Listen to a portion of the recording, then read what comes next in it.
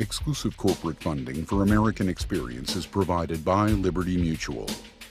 Major funding for American Experience is made possible by the Alfred P. Sloan Foundation. American Experience is also made possible by the Corporation for Public Broadcasting and by contributions to your PBS station from viewers like you. Thank you.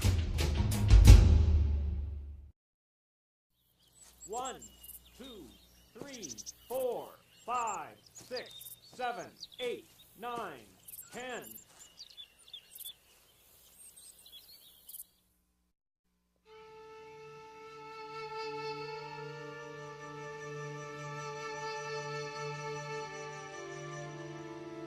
Alexander Hamilton was born in 1757 on the tiny Caribbean island of Nevis.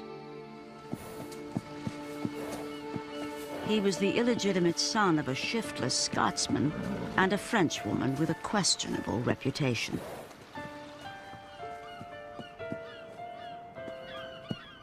Hamilton's mother was a very tempestuous woman. She threw 2 husbands out of her bed. At one point, she was arrested by her first husband and thrown in jail for, as he put it, whoring with everyone. That was the charge that he made out.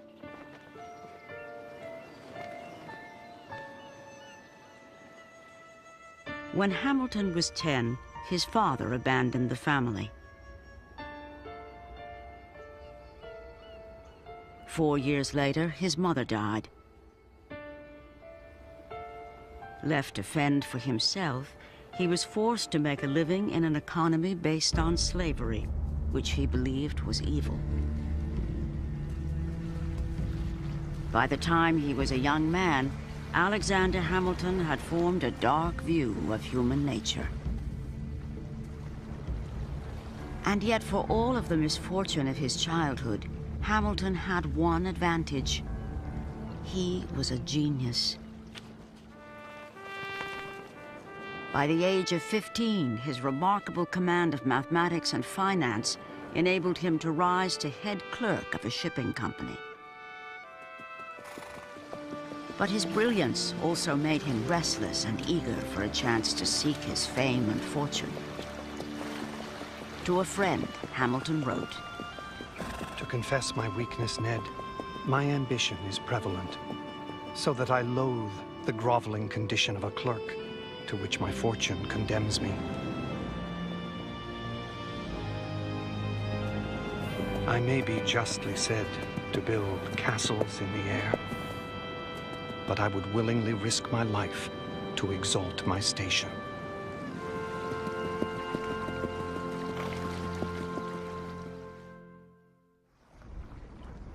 Hamilton's first stroke of good fortune came in 1773 when 2 wealthy patrons sent him to college in America. His next came 3 years later when he joined the Continental Army during the Revolutionary War.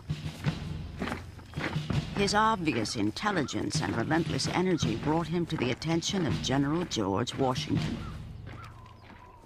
Lieutenant Hamilton became one of his top aides. At Valley Forge, Hamilton saw his fellow soldiers battle cold, hunger, and disease.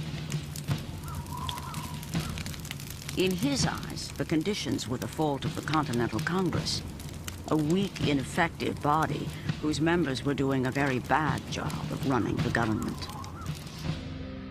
The dreadful condition of the army enraged Hamilton. Just 21 years old, he began publicly attacking the Continental Congress. Diplomatic, he was not.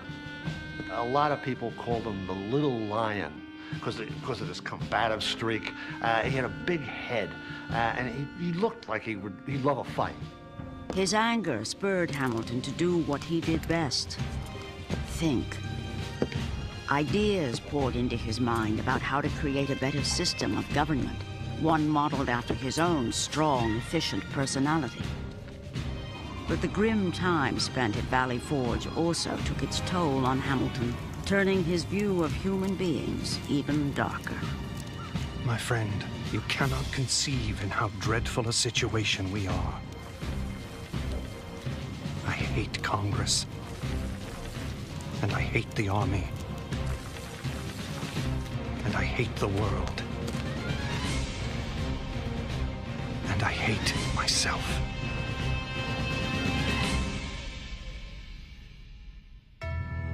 Unlike Hamilton, Aaron Burr was born into one of the most prestigious families in America.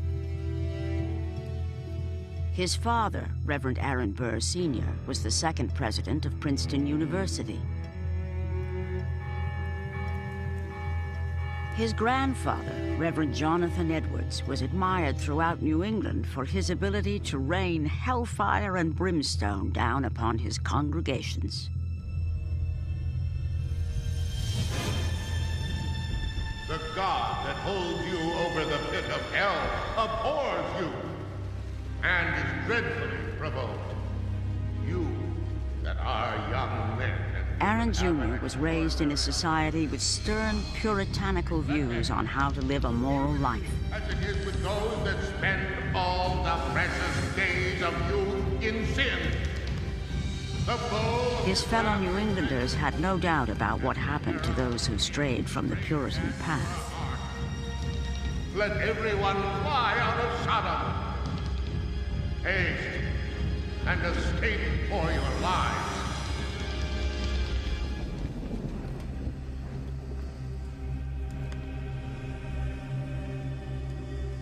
But as he grew older, Aaron Burr rebelled against his strict upbringing.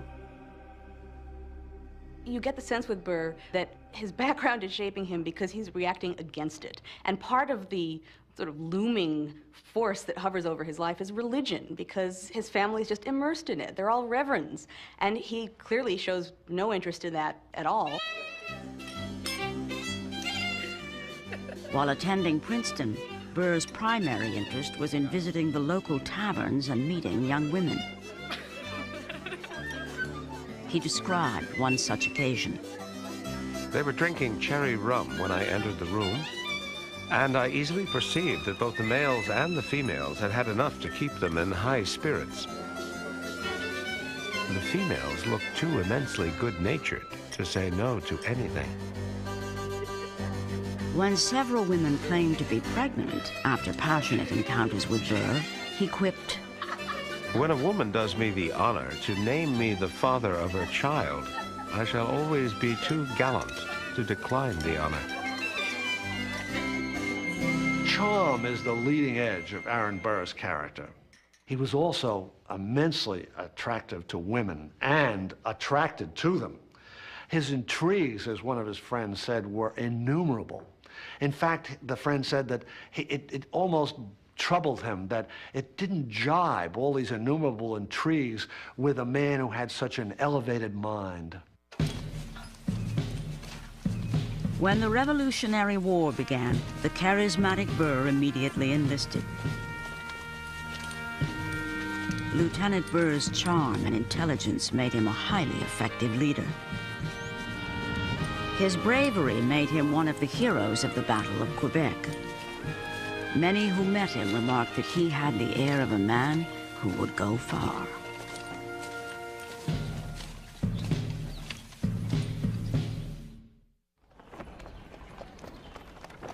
After the war, both Burr and Hamilton moved to New York City and became lawyers. They worked on many of the same cases, socialized with many of the same people, and were both very interested in politics. Yet for all their similarities, they had completely different goals. Aaron Burr wanted to become rich and powerful. For those who criticized this self-centered approach, he had a ready reply. Great souls have little use for small morals. Above all, Aaron Burr loved a good time.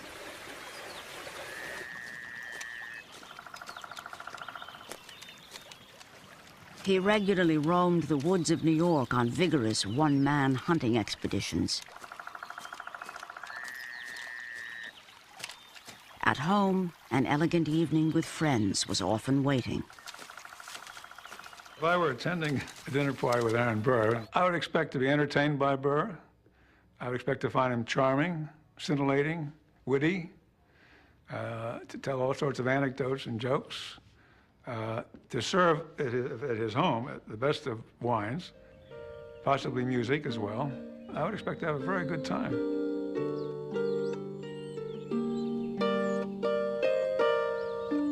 The one cause that Burr championed was a most unusual one for the day: the rights of women.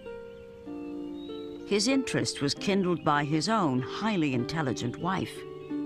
Burr confided to her. It was a knowledge of your mind which first inspired me with a respect for those of your sex. Burr made certain that his own daughter, Theodosia, was given all the advantages of any man. I yet hope by her to convince the world what neither sex appears to believe, that women have souls. He clearly enjoyed being with women. He was clearly very good at both listening to them, treating them as though they were actually intelligent beings, and thus really forming a lot of meaningful relationships with a number of different women. He also really clearly just loved life. He loved adventure. He just clearly enjoyed himself.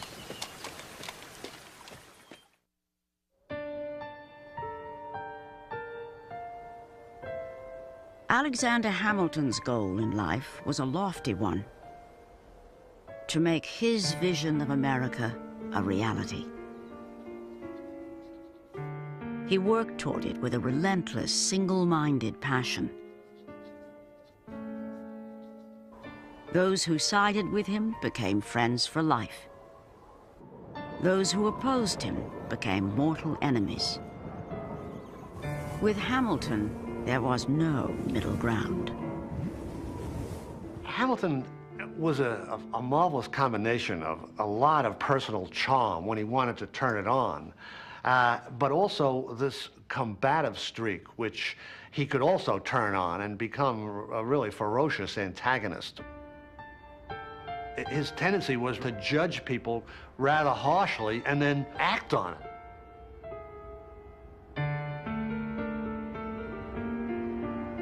He was a flawed giant, and I emphasize both of those words because he was unquestionably one of the most brilliant men of his time, maybe a genius.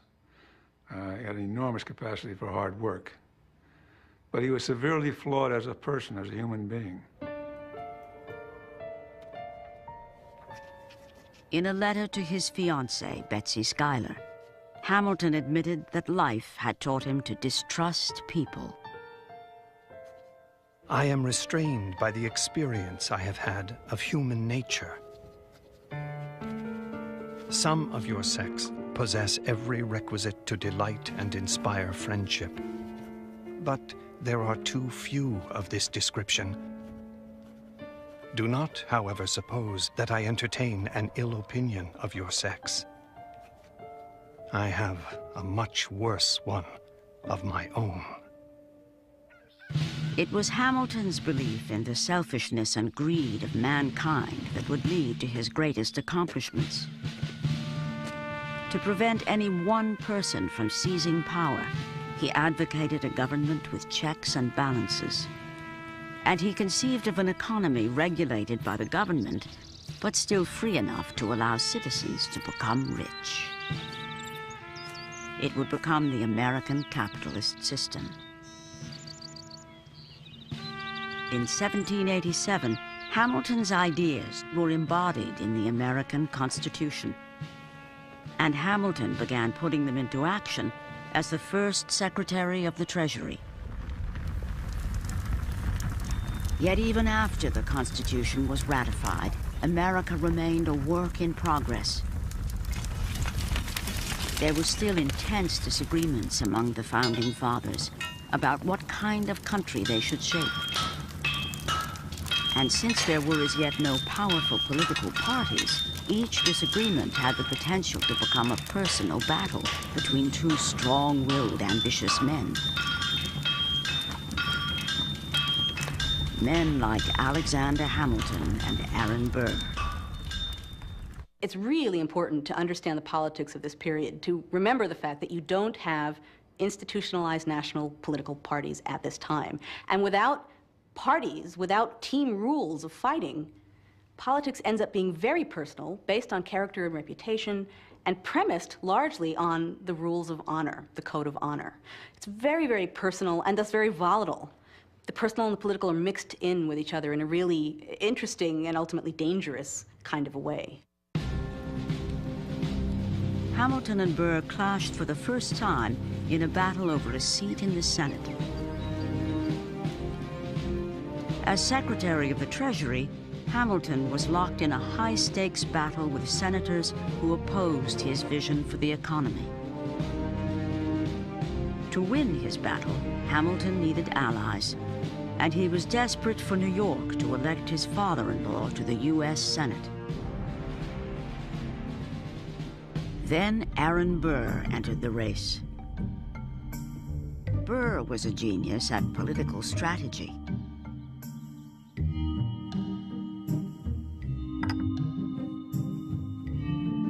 While Hamilton was reinventing government, he was reinventing politics.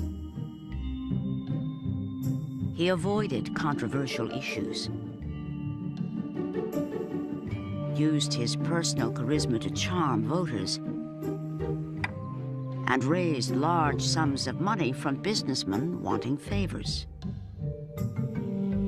For Burr, politics was another way to acquire the good things in life. He liked good food, he liked beautiful women, and he liked political combat. He said that politics was a great game for fun, honor, and profit.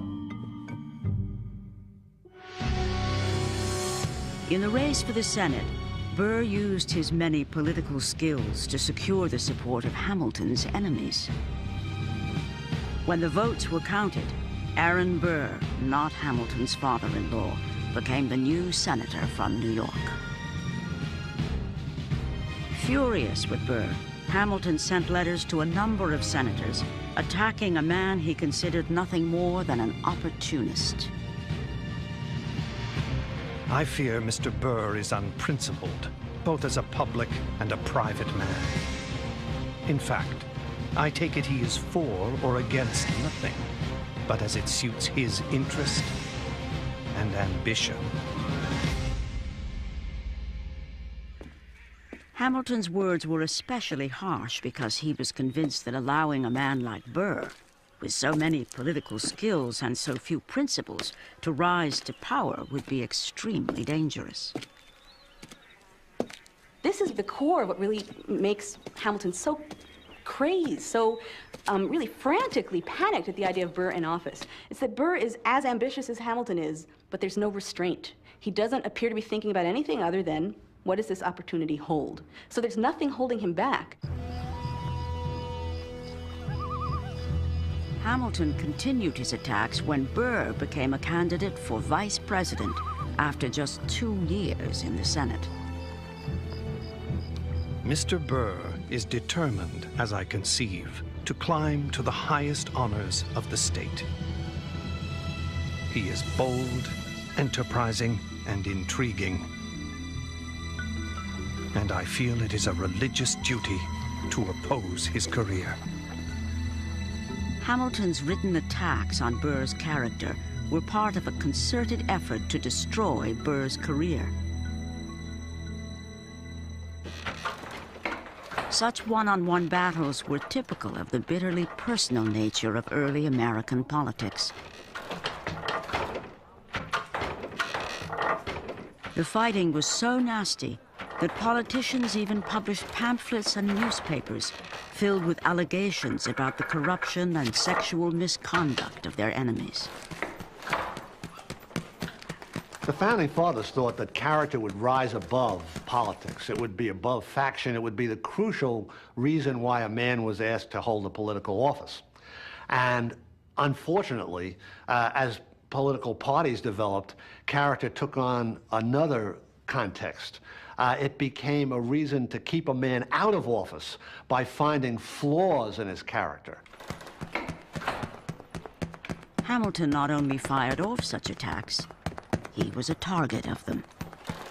So they accused Hamilton, for instance, of stealing money from the government. They accused him of being a would-be Caesar or a monarchist. That was the really smear word of the era. When a politician was targeted by such attacks, his political survival depended on mounting an effective counterattack.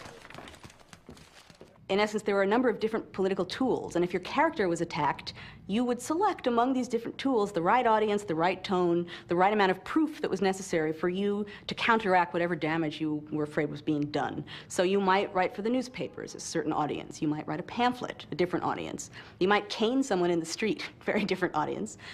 You might undertake some sort of a gossip campaign, or the ultimate end of the spectrum, you might end up fighting a duel. To respond to the frenzy of character assassination, American politicians began turning to the political duel. Many of the great men of the day had their own set of dueling pistols custom-made. These affairs of honor had far more to do with playing politics than with actually shooting anyone. You were not necessarily counting on the fact that you were actually going to end up with a gun in your hand shooting at someone. You were counting on the fact that you were going to have a chance to prove that you were willing to die to defend your character. So the code of honor really is being manipulated as a political tool among national politicians in this period to a really extraordinary degree. The more combative a politician, the more likely he was to be involved in duels. And no one was as combative as Alexander Hamilton. He was involved in 11 affairs of honor. One of his early duels was a window into the world of sex, politics, and dueling among America's founding fathers.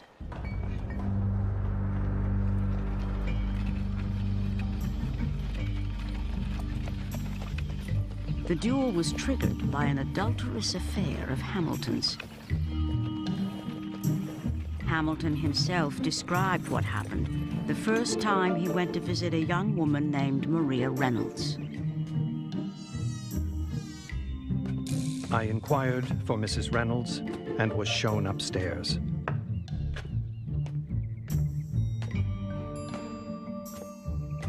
At the head of the stairs, she met me and conducted me into the bedroom.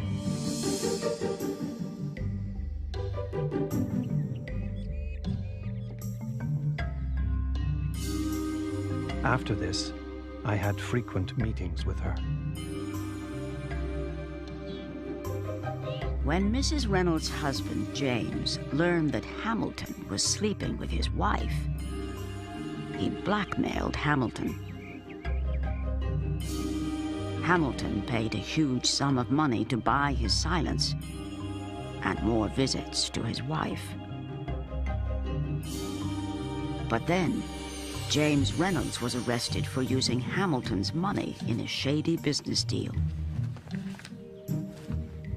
To prove he wasn't involved in the shady dealing, Hamilton was forced to publish his own account of the affair. The charge against me is a connection with one James Reynolds for purposes of improper monetary speculation. My real crime is an amorous connection with his wife.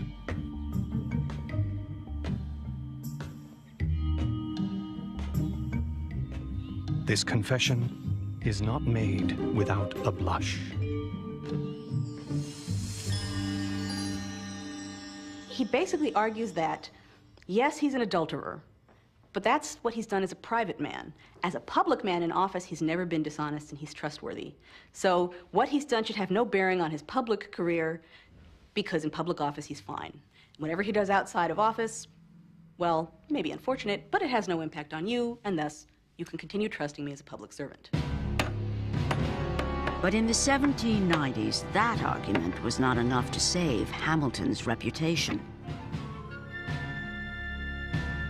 To restore his honor, Hamilton challenged a man who had attacked his character, Virginia Senator James Monroe, to a duel. A duel was really a sort of game of dare and counter-dare. It really was a case in which one man would step forward and say, I'm willing to die to defend my name, and the other man would have to step forward and say, I will meet you. And as a matter of fact, that was the phrase that they would use, ritualistic phrase, I will meet you as a gentleman. For Hamilton, the goal was to make a dramatic public statement in defense of his honor, not to shoot Monroe. In fact, once tempers cooled, the vast majority of affairs of honor were resolved before ever reaching the dueling ground. Such was the case with Hamilton and Monroe. But while this duel of Hamilton's turned out to be for show, there was another on the horizon, with a man far more determined to fight.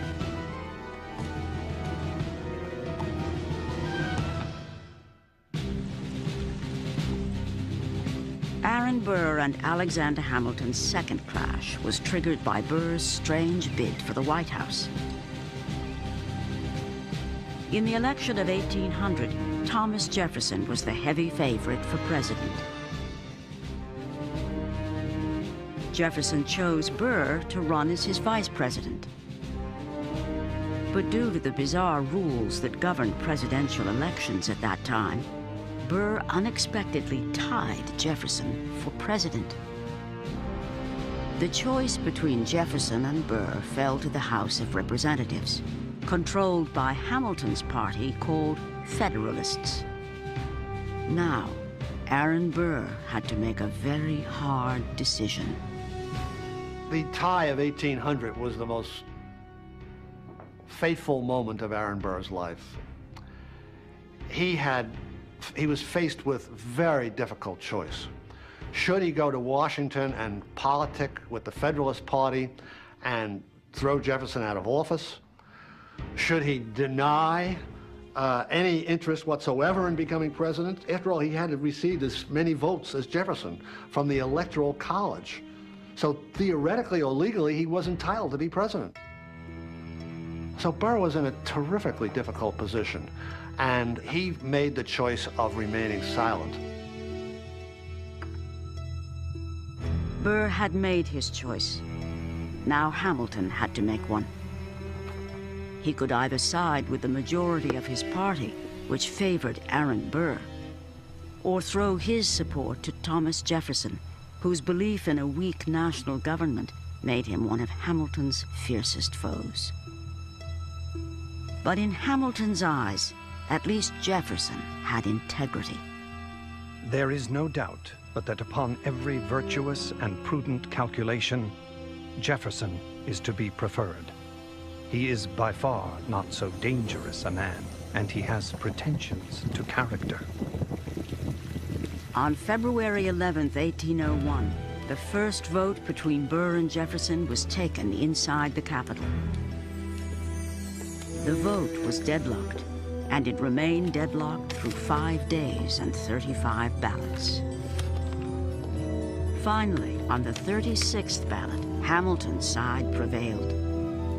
The House chose Thomas Jefferson, not Aaron Burr, to be the third president of the United States.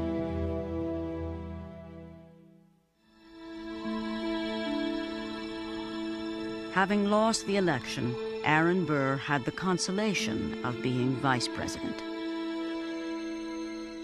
But because he had nearly taken the presidency away, Jefferson treated him as a mortal enemy and completely cut him off.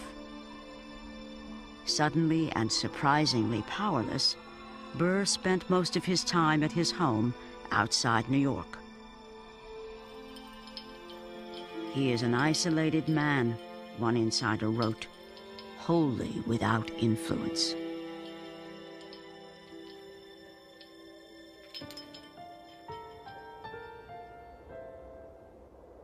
For Hamilton, too, the years after the election were bitter ones.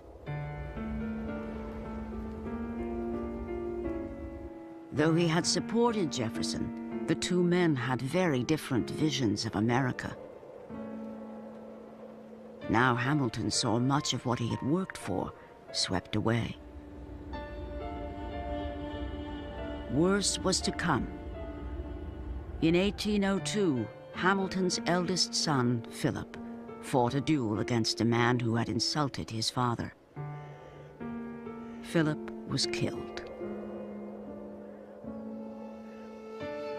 After his son's death, Hamilton fell into a deep depression about his life and his adopted country.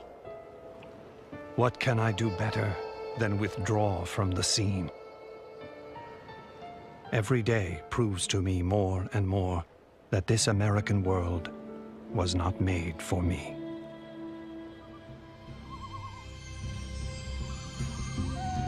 For 2 years, both Alexander Hamilton and Aaron Burr remained in political exile. But then, in 1804, they clashed for a third and final time over Burr's plan for returning to power. Burr announced that he was switching parties and was running for governor of New York as a member of Hamilton's Federalist Party. Outraged, Hamilton returned to the political fight. He rode across the state, telling any Federalist who would listen that they should vote for the devil himself before they voted for Burr. Burr lost the Federalist nomination. Desperate, he ran for governor anyway, as an independent. In response, both the Federalists and the Jeffersonians began printing malicious gossip about Burr. He was hammered to an unbelievable degree. They smeared him in every way you could think of. On the day that the polls opened, the paper published a list of 20 prostitutes who said that Aaron Burr was their favorite customer. It was the dirtiest political campaign, I think, probably in the history of the country, in terms of personal political attacks.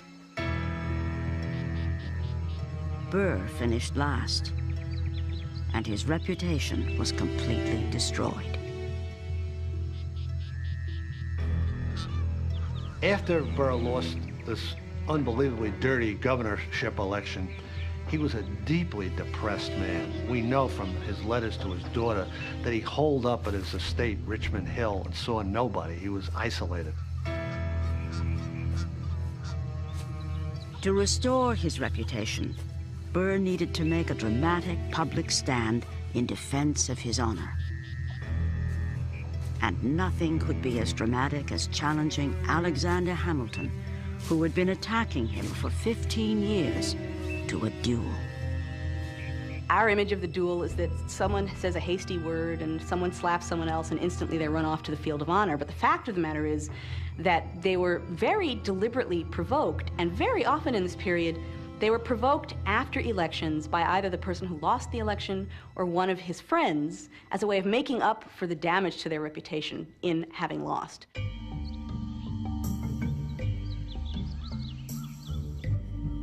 According to the Code of Honor, Burr could not challenge Hamilton without concrete evidence that Hamilton had attacked his character.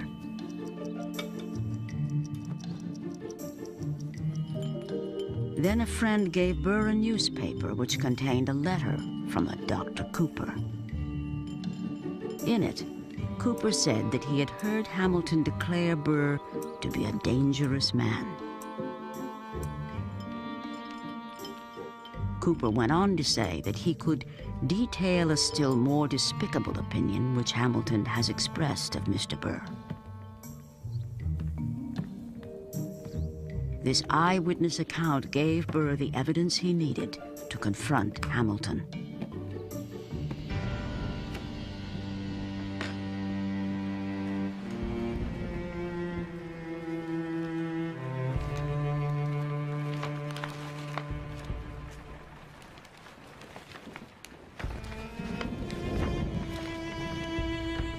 Sir, I send for your perusal a letter signed by Charles D. Cooper.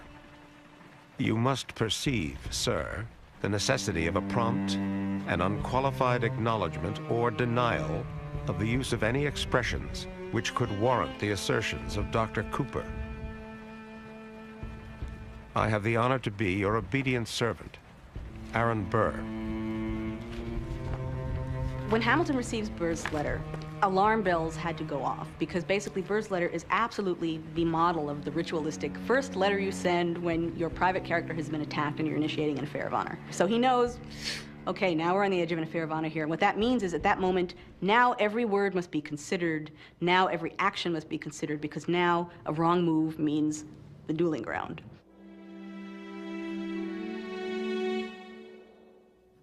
Hamilton was in a difficult spot. He wanted to resolve the affair short of a duel, as he had done in the past. But he could not bring himself to apologize to Burr. He sent a carefully crafted reply.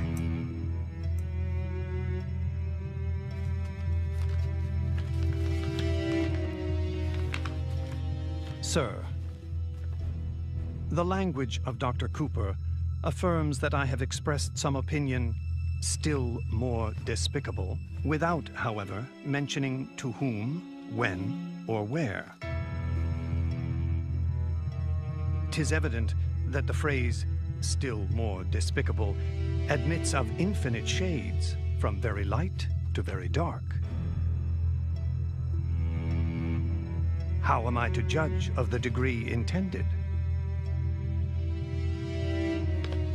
I trust on more reflection, you will see the matter in the same light with me.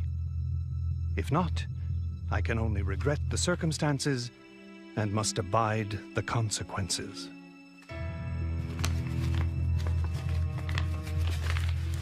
Hamilton's letter is essentially lecturing Burr. Number one, this is not how you start an affair of honor. Number two, let's talk about the meaning of the word despicable. So it sort of seems to equivocate. And then because Hamilton doesn't want to fight, but he doesn't want to seem cowardly, he ends with this sort of a blustering statement that if things don't work out, he's ready to face the consequences. So he's already said, well, if you want a duel, I'm there. So it's the worst possible letter that he could have written. And Burr is rightfully offended by that letter and writes back a more offensive letter to Hamilton. Sir, the common sense of mankind affixes to the epithet adopted by Dr. Cooper the idea of dishonor.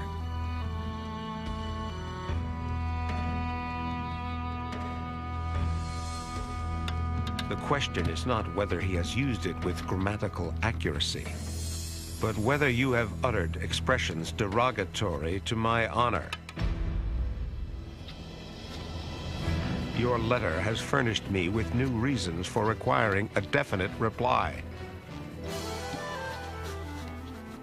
Well, then Hamilton is rightfully offended, and in essence, things begin to spiral to the point where both men feel that they can't turn back. Hamilton wrote a final letter offering to settle, but adamantly refusing to apologize. Angry and insulted, Burr fired back an ultimatum. Burr became so enraged that he said to Hamilton, I'm not going to be satisfied with an apology for this one particular insult. I want a general apology from you. I want you to apologize and say that you're sorry for ever insulting me before anybody in your entire life. This was ultimate humiliation. And Hamilton simply couldn't swallow it if he was going to remain a public man. With negotiations at an impasse, the Code of Honor required that Hamilton and Burr meet as gentlemen on the dueling ground. Failure by either man to appear would mean public humiliation and political death. The place chosen was the New Jersey shore of the Hudson River. The date chosen for the duel was July 11th, 1804. Both men kept the duel secret from their families. But Burr wrote his daughter a letter to be read in case he was killed. I am indebted to you, my dearest Theodosia, for a very great portion of the happiness which I have enjoyed in this life. You have completely satisfied all that my heart and affections had hoped, or even wished. Adieu. Adieu.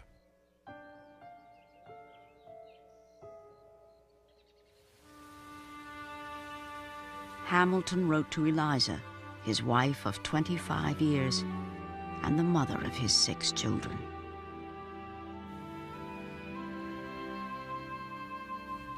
This letter, my very dear Eliza, will not be delivered to you unless I shall first have terminated my earthly career. If it had been possible for me to have avoided the duel, my love for you and my precious children would have been alone decisive. But it was not possible without sacrifices which would have rendered me unworthy of your esteem. I need not tell you of the pangs I feel from the idea of quitting you and exposing you to the anguish which I know you would feel. Adieu, best of wives and best of women. Embrace all my darling children for me. Ever yours, A.H.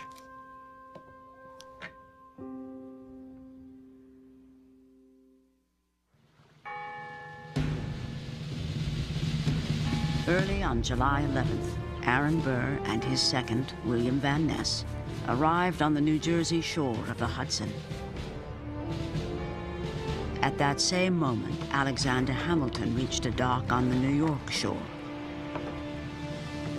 He brought with him a doctor and his second, Judge Pendleton, who carried the pistols. At 7 a.m., Hamilton's party reached New Jersey and set out for the woods.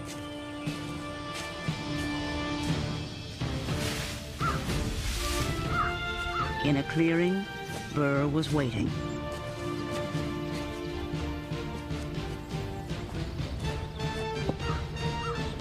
Judge Pendleton described what happened next.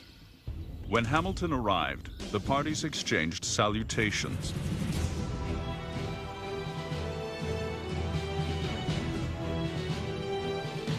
The seconds proceeded to make their arrangements. They measured the distance, 10 full paces. They cast lots for the choice of position. They then proceeded to load the pistols in each other's presence.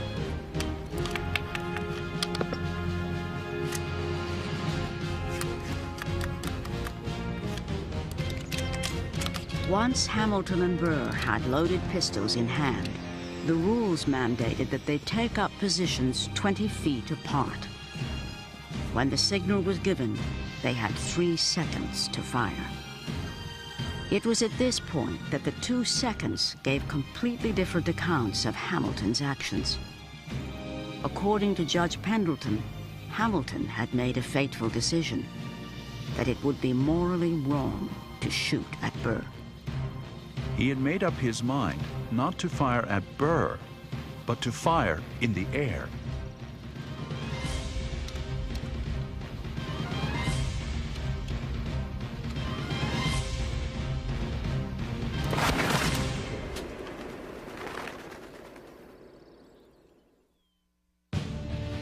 But according to Burr's second, William Van Ness, Hamilton showed every sign of intending to shoot his rival. While his second was explaining the rules, Hamilton raised and leveled his pistol. He then drew from his pocket a pair of spectacles and observed that he was ready to proceed.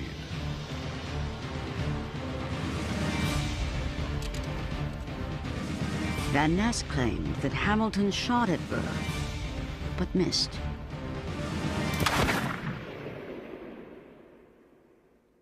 Whatever Hamilton's actions, both seconds agreed that after Hamilton fired, Burr stood unhurt. Now, Hamilton's fate was in Burr's hands.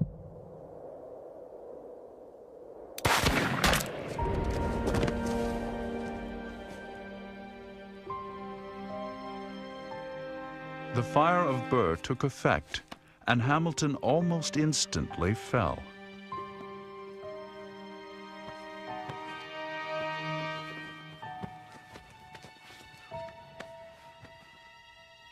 Burr then advanced toward Hamilton with a manner and gesture that appeared to be expressive of regret, but without speaking, turned about and withdrew. The doctor was not optimistic about Hamilton's condition. His look of death I shall never forget. I observed to Mr. Pendleton that the only chance of reviving him was to immediately get him upon the water.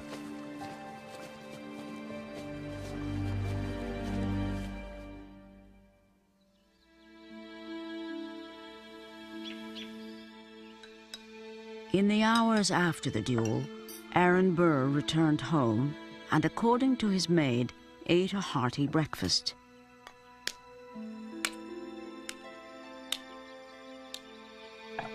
Then he sent a note to the doctor to inquire about Hamilton's health. Burr had shot Hamilton in the stomach, and the bullet had lodged next to his spine. He lingered 36 hours in excruciating pain, with his family and the doctor at his side. His mind retained all its usual strength and composure. The great source of his anxiety seemed to be in his sympathy with his half-distracted wife and children. He alone could calm the frantic grief of the mother. "Remember, my Eliza, you are a Christian," was the expression with which he frequently, with a firm voice, addressed her. His words, and the tone in which they were uttered, will live forever in my memory. Then at 2 p.m. on July 12, 1804, Alexander Hamilton died.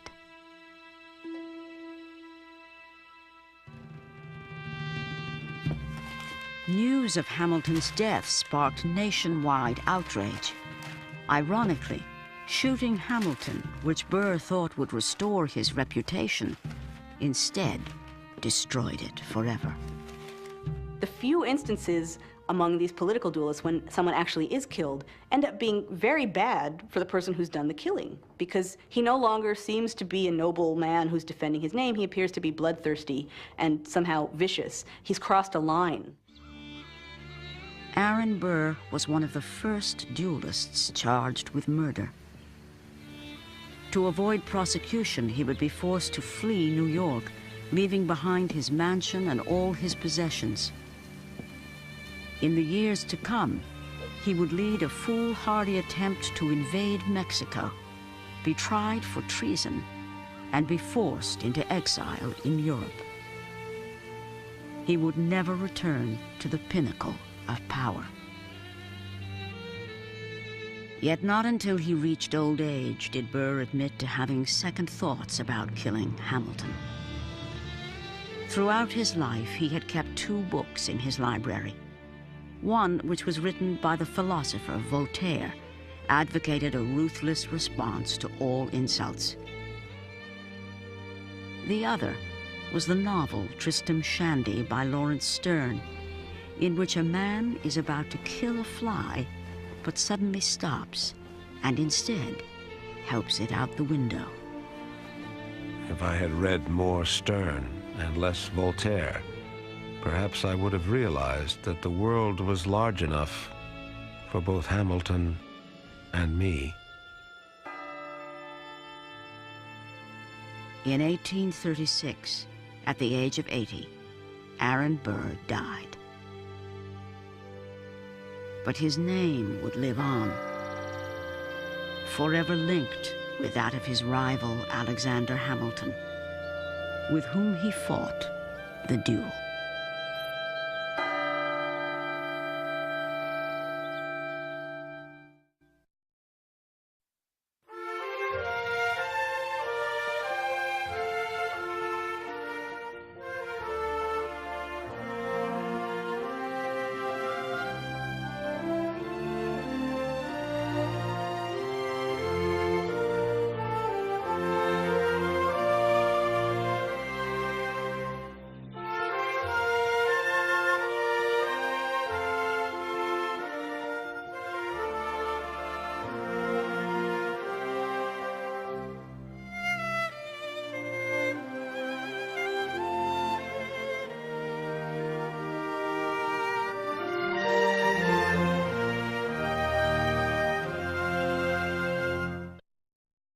Exclusive corporate funding for American Experience is provided by Liberty Mutual. Major funding for American Experience is made possible by the Alfred P. Sloan Foundation. American Experience is also made possible by the Corporation for Public Broadcasting and by contributions to your PBS station from viewers like you. Thank you.